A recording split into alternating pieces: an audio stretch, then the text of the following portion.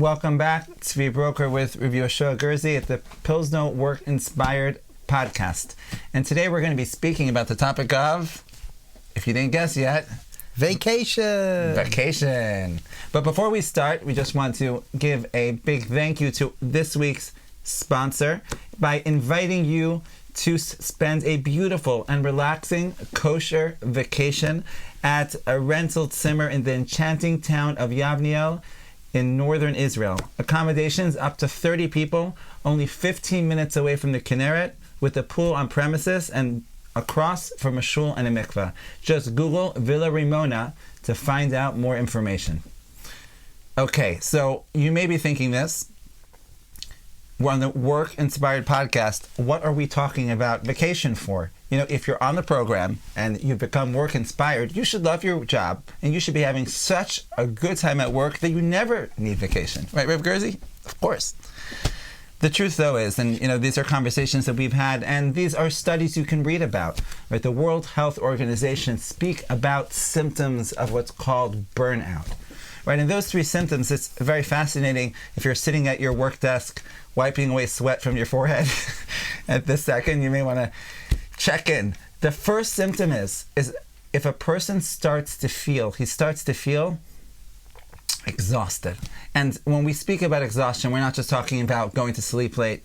We're not just talking about physical exhaustion. We could be talking about emotional exhaustion, right? We spoke about intellectual exhaustion. You're just finding yourself to be tired. The second symptom that the World Health Organization speak about is if a person finds themselves in more of a pessimistic, negative thinking cycle, right? And that's obviously for somebody, it's usually positive thinking. But more than usual even for the negative thinkers. A person, I know there are a lot of negative thinkers, they haven't been exposed yet to the truth. But if a person finds themselves just feeling negative, just negative about a deadline, negative about a coworker, negative about what they're doing, that's another symptom of experiencing work burnout. And the third symptom is when a person starts to experience poor performance, right? And that could be either if you recognize it yourself, right, or your boss gives you a memo, you start to feel like something's not working like it normally works. And if any of these symptoms are happening, there's something which is taking place which is called burnout. Now, what does a person do if they're feeling burnt out? Well, it's very simple. Vacation solves it all, right? Just take a vacation. And the truth is, this is a culture that we've been brought in, right? If you're working, you probably have vacation days, right? You've probably taken vacations in your life. And what we want to speak about here today, right, as we always do, is to understand from the Jewish perspective, from a Torah perspective, what do we feel about vacation? Not just from a place of halacha, which we talk about how to vacation in a halachically acceptable way, but the whole topic about vacation, the hashkafa of vacation, what do we feel about that? And secondly, if you're going to be taking a vacation, you might already be on vacation while you're watching this, how can we take steps to ensure that our vacation is done right, in a way that we are going to end up coming back from our vacation refreshed and not more exhausted than we are when we first started? All right, Rabbi Gerzi, I've learned we're not going to dig deep. We're not going to dig deep here today. The truth is that scratch the surface. We're gonna dive in a little bit. We're gonna excavate, dip our feet into the waters, into the cool waters, the pool waters, because we understand the truth is that this whole topic of the hashkafa vacation is right now a topic that we've been excavating with depth in our base measures program, and due to a very special sponsorship, you will all have the opportunity to be able to see this. Make sure to look out for the series that's going to be coming very, very soon. But for the context of our podcast, just to be able to dip in our pinkies a little bit, Rabbi Gerzi, what can we share with our broader audience about this topic? As you number one, just as you were sharing the three different areas of burnout that we speak about, I think we can add spiritual burnout. I think we can add that. I was thinking about two things. Number one, before we look at texts, just something which is very fascinating. In yeshiva, you had Bein HaSadarim. Every yeshiva has Bein HaSadarim. We have Bein HaZmanim. Every yeshiva has Bein HaZmanim. And it's just fascinating to note that in a space which is kula Torah, it's all about learning, there is time called Bein HaSadarim, which, yes, it's there for eating and deal with the things that we need to deal with. But I tell you, Bein HaSadarim, I used to have a rest. A couple of hours. So there's in yeshiva a recognition that we have to have Bein HaSadarim, which includes rest. I tell you, in Bein HaZmanim, remember in Bein HaZmanim, and again, I think this is something very important just to recognize in the structure of learning, the makom, which we'll go into in a moment. We'll look at Makoros and try to understand. It's a little bit perplexing when we first read these texts, and then we're having this conversation. But in Bein HaZmanim, it's a zman where we, so to speak, learn less, and we can say it's a time to switch off. I don't like this term switching off. Maybe it's a time to switch on, but switch on in a different way, right? But as well, the fact that Bein HaZmanim was a time where people go out and they do things. I remember when I was in Sunderland, myself and another chaver, my chavrusa, we would learn. And we would spend a good few hours in the base of Medrash. The mashgiach walked in and he says, "What are you doing?" And we said, "What are we learning?" I mean, he wasn't happy you were in the base. No, he wasn't happy. He was like, he says, "What are you doing? You have to be out and about, do things. Have your zman tefillah." Bein HaZmanim doesn't mean you stop like keeping Torah mitzvahs, but you have your zman tefillah, you have your learning, and you go out. He says, "What we better do?" He says, "What, you don't know what to do?" And he got a bus, and us and a few people, we went on hikes. Wow. We went out. And this is something very, very real to appreciate, that there is a time to let go a little bit of your normal Seder, experience variety, experiencing something different. It's amazing that Dafka is the mashgiach. Meaning the mashgiach, you would think that, maybe, taking time off is like for the people that, just the can't do's, like the ones that can't really make it, but it's like Dafka the mashgiach is the one who's encouraging it. I would say more than that. We shared this before. I have pictures. I have several pictures. There was one of the Dayanim in England was a Talmud of Reb Shimon Shkop, Talmud of Reb Baruch Ber, Talmud of the Chofetz Chaim. He was a Talmud of Reb Chaim Ozer Grudziński. It's Talmud of the Litvische Gedolim. And he said many a time, he enjoyed learning, but he enjoyed Bein HaZmanim. Bein HaZmanim, and there's some pictures. I've got copies and 2-3 original pictures of different Gedolei Torah. One of them's on a deck chair. I think it was Reb Baruch Ber. He's on a deck chair, and they went out to the forest somewhere. I can't remember. He told me where they went. I have it written down in my diary. Wow. And they would sit around and they would listen to stories for hours, and they would speak in different inyonim that they wouldn't normally speak about during Zman. The Nakuda is an appreciation in the Torah world, in the world of Torah, to recognize that there needs to be a break from what you're normally doing. And I think this is the important Nakuda. People use the term vacation, but I don't like the term vacation. Why? Why don't I like the term vacation? Because it has the word vacate. Vacate. It's catchy though. It's catchy. Yeah. I hear that. It is catchy. But what's the better word I like to use? Rejuvenation. Rejuvenation. And I think there is a diuk here. And maybe this is why there is a pachad. Actually, it could be that's the reason why you have people that are... We don't vacate. Right. As conscious beings, we don't ever want to vacate. We want to rejuvenate. And it's true to say in life, bechina of chokhmah, just to use this term, bechina of chokhmah, in life we have to have seder, we have to have our schedule, we have to have that which is the same. It breeds feeling secure. I know what's coming, scheduling. But then on the other hand, the human experience, we need variety. And sometimes what happens is we can get burnt out by the things we need because we need variety. We need to do something different. But it could be maybe why sometimes there is this tension is because we use the term vacate, and vacation it's we're not running away from anything. Rejuvenation, I'm running towards it's avodas Hashem.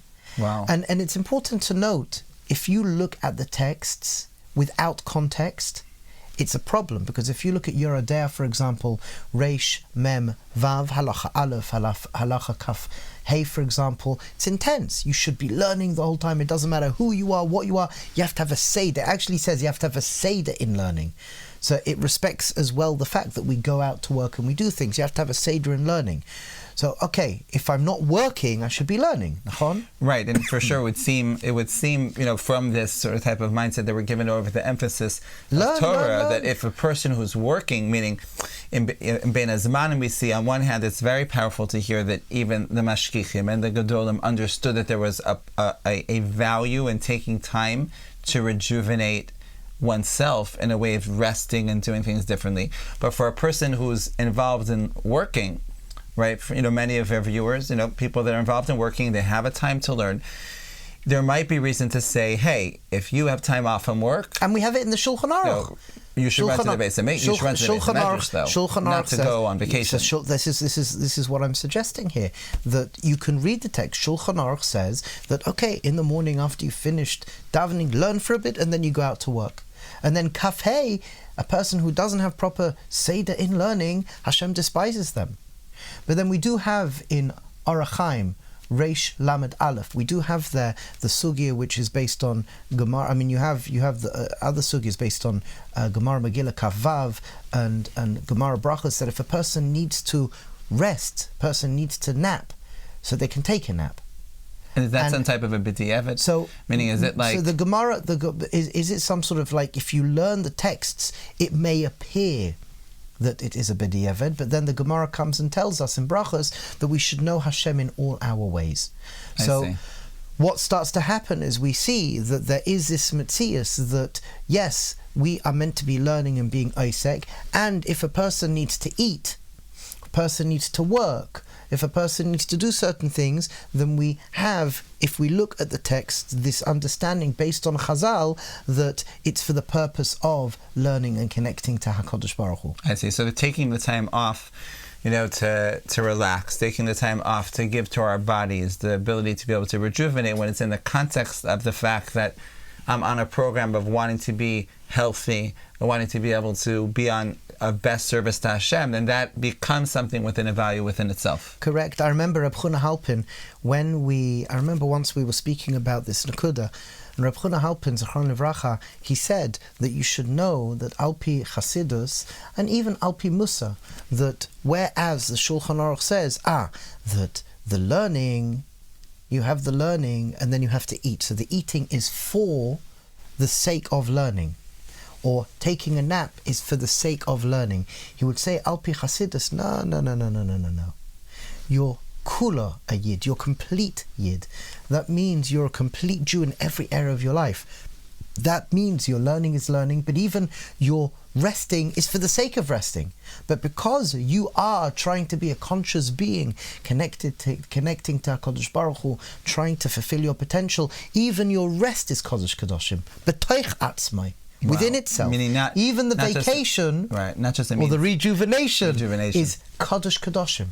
Wow, it's fascinating because that I think ties a lot into one of the Marmakomas, the sources we spoke about in the Beis Medrash program with the Yerushalmi, which is one of these sources that if you're just hearing it, you're like, okay, make sure to send that to me because I need to see that inside.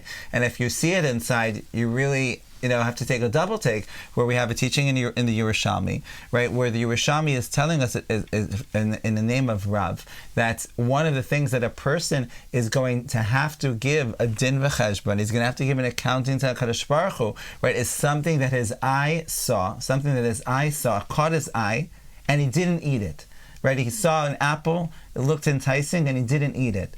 And that's something that we have to give a din cheshbon to HaKadosh Baruch Hu on, right? Which is fascinating because it's like, wait, it would seem to imply that, to go after those things that fascinate us or those things that we're attracted to, we want to eat, is something which is good. Do you know who the Godel B'Yisrael who made that Yerushalmi very famous? Most people, you speak, they'll say, Rav Shimshur Full Hirsch. Rav Hirsch. Because of that story with Rav Hirsch. He was the one that really opened this one up. But you have more than that. I'm sure, we spoke about this next door in the Beis Medrash. Talk about the Chidah. The Chidah went, he was a very curious person. And everything he was Mamash Kodesh Kedoshim, he was a Talmud of the Rashash. So Makubal Eloki, he was equivalent like to a Vilna Gaon. Wow. Mamash, unbelievable. And I used to learn, one of my chavrusas in 𝗟𝗚𝗓𝗦 was a doctor, professor, Rabbi Zimmerman. So he was unbelievable, 𝗖𝗛𝗧 and 𝗖𝗛𝗔𝗡𝗃 from he was a ger chassid, and he translated the 𝗟𝗑𝗧. And I remember we had a conversation, you know what he said, why he loved the 𝗟𝗑𝗧 so much. So he said he was very much a person where every area of your life was kadosh. So even he was a physicist and he did mathematics, and it was all Torah. It's your approach to life. It's all mamish gilui elakus.